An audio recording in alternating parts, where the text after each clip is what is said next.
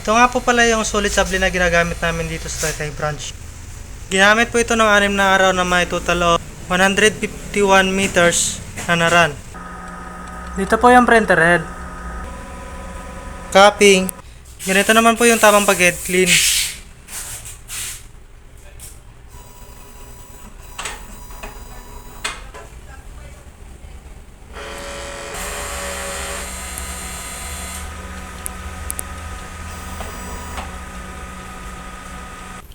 Pagkatapos mo mag-clean, punasan natin yung wiper.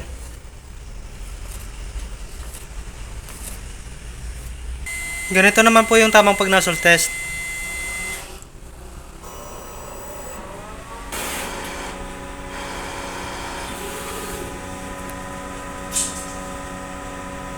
Kumpleto naman po yung kulay.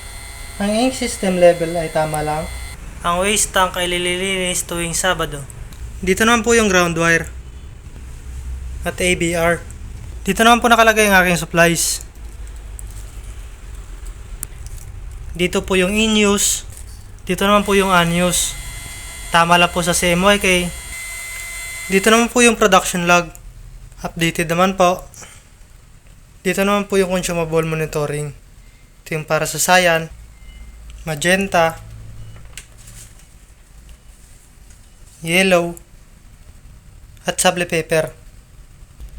Dito naman po yung checklist. Updated naman po. Yan lang po. Salamat po.